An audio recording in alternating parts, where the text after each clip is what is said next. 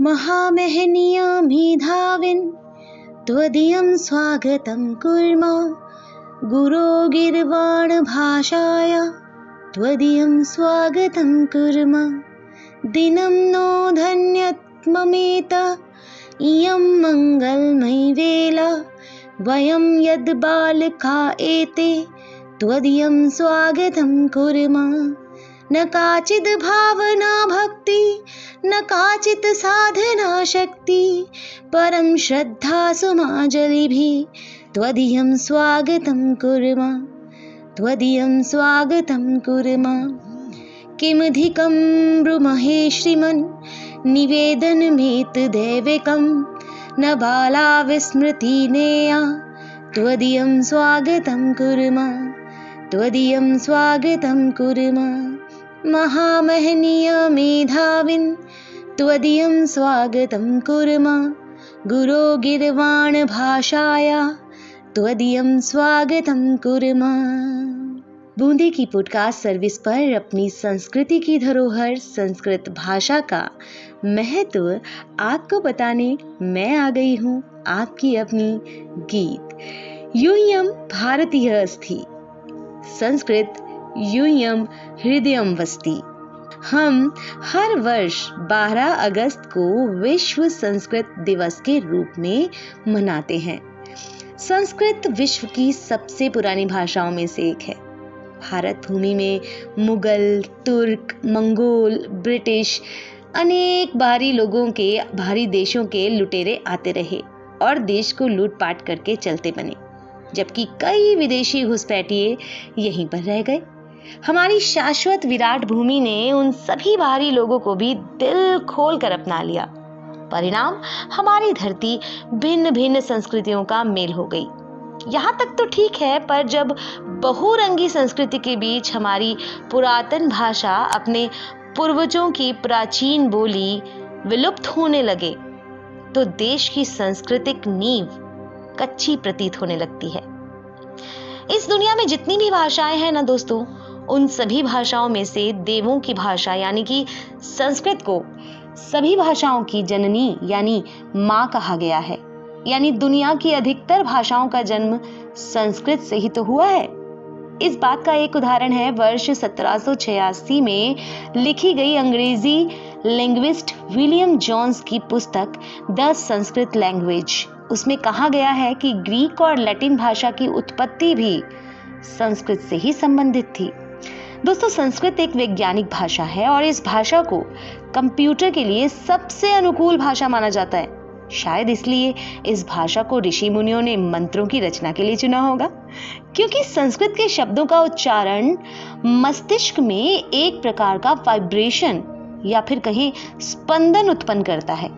यही वाइब्रेशन ब्रह्मांड में फैलकर एक सकारात्मक ऊर्जा का निर्माण करता है।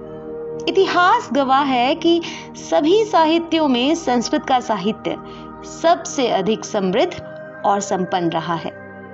पर विभिन्न विदेशी और क्षेत्रीय भाषाओं के हस्तक्षेप के कारण कालांतर में धीरे धीरे ये देवों की भाषा अपना अस्तित्व खोती चली गई और आज विलुप्त होने के कगार पर पहुंच चुकी है। हालांकि कुछ लोग अभी भी ऐसे हैं जो इस भाषा को सुरक्षित रखने में प्राण प्रण से लगे हुए हैं और इसे मृत नहीं होने देना चाहते। अब इसका एक उदाहरण अगर मैं दूं तो कर्नाटक के शिमोगा जिले का एक गांव है मत्तूर, जहां इस भाषा को संरक्षित रखा गया है। कर्नाटक के मैसूर में साल 1970 से एक समाचार पत्र प्रकाशित किया जाता रहा है, जो विश्व का एकमात्र संस्कृत समाचार पत्र है। इस संस्कृत समाचार पत्र का नाम है सुधर्म और ये ऑनलाइन भी मौजूद है। आप इसे ऑनलाइन ढूंढकर पढ़ सकते हैं, देख सकते हैं। विश्व संस्कृत दिवस हर साल जो है वो श्रावण पूर्णिमा के दिन मनाया जाता है। इस साल भारत में 12 अगस्त को ये मनाया गया। इंडो यूरोपीय भाषाओं के समूह से संबंधित ये प्राचीन भारतीय भाषा यानी कि संस्कृत भाषा एक सुंदर भाषा है और हजारों सालों से ये श्रेष्ठ भाषा हमारी संस्कृति का एक बहुत ही खूबसूरत अंग बनी हुई है। अगर मैं संस्कृत भाषा के संरक्षण की बात करूं तो आजकल यूनाइटेड स्टेट्स की काफ़ी सारी यूनिवर्सिटीज़ में संस्कृत भाषा को एक इंडो यूरोपियन भाषा के तौर पर पढ़ाया जाता रहा है। यहाँ तक कि बहुत सारी जर्मन यूनिवर्सिटीज़ में भी संस्कृत पढ़ाई जाती है। भारत में भी संस्कृत भाषा के संरक्षण पर जोर दिया जाना चाहिए। संस्कृत क्योंकि विश्व की प्राचीनतम भाषाओं में से एक है।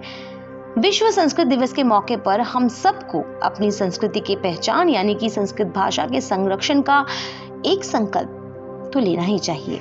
आइए मैं आपको गीता का एक श्लोक सुनाती हूँ। आप अगर देखें तो गीता के श्लोक संस्कृत में ही लिखे गए हैं और जब हम उन्हें सुनते हैं तो हमारा हृदय जो है वो प्रफुल्लित हो उठता है, हमारा हृदय खुश हो उठता है, एक अजीब सी लहर हमारे दिल में उठने लगती है।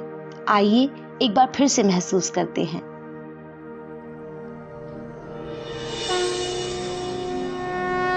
कर्मण्येवाधिकारस्ते मा फलेषु कदाचन मा कर्मफल हेतुर्भुः मा ते संगोत्स्व कर्मणि।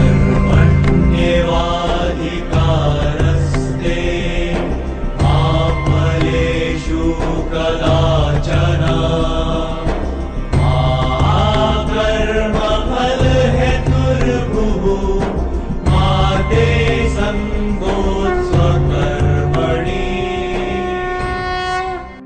कर्मण्येवाधिकारस्ते मा फलेषु कदाचन, अर्थात तेरा कर्म करने पे ही अधिकार है, उसके फलों में कभी नहीं। इसलिए तो कर्मों के फल का हेतु मत बन तथा कर्म ना करने में ही तेरी आसक्ति ना होवे। यहाँ निष्काम कर्म के बंधन में एक स्वाभाविक प्रश्न मन में उठता है कि कोई भी मूर्ख व्यक्ति भी किसी प्रयोजन के बिना कार्य में प्रवृत्त नहीं होते। तो दोस्तों, यूं ही संस्कृत को अपने दिलों में बसाते रहना है हमें और इस भाषा को कभी भी अपने देश से, अपने दिल से लुप्त नहीं होने देना है, अपने जीवन से कभी दूर नहीं जाने देना है।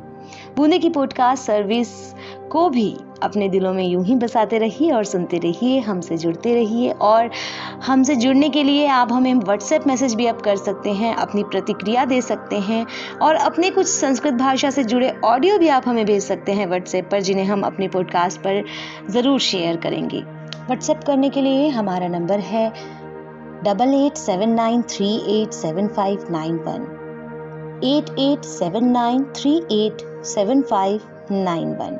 हमें आपके मैसेजेस का इंतज़ार रहेगा। आप हमें ईमेल भी कर सकते हैं boonde.podcast@gmail.com पर। फिर मिलेंगे जल्दी ही कुछ नई बातों, कुछ नए किस्सों के साथ। तब तक के लिए बाय बाय, टेक केयर।